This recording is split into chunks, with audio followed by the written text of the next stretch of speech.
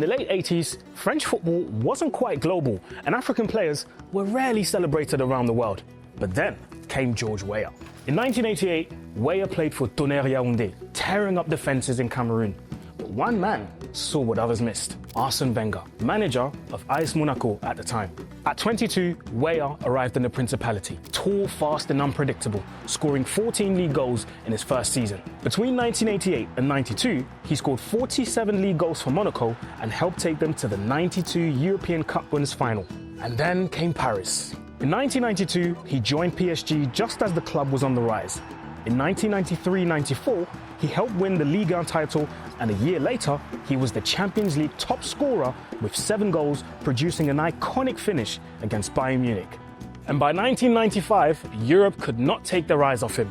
Until then, the Ballon d'Or was only open to Europeans. But that December, the rules changed and George Weah was awarded the Ballon d'Or, becoming the first and still only African player to win football's highest individual honour. It wasn't just a trophy, it was a statement.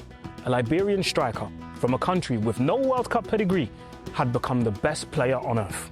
After Weah, clubs began actively scouting West Africa. Without him, we might never have seen stars like Didier Drogba, Yaya Toure or Sadio Mane rise the way they did.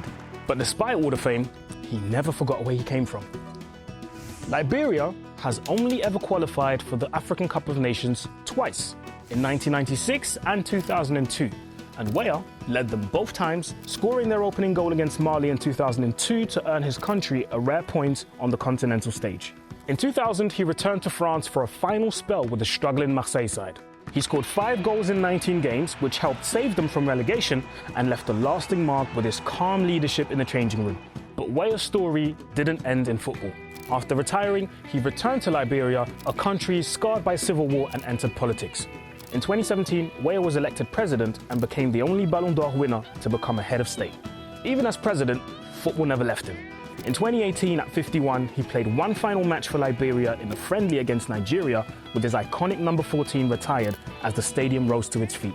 Today, George Weah is remembered as much for what he symbolized as what he won: a global icon, a bridge between Africa and Europe, and a legacy that changed football forever.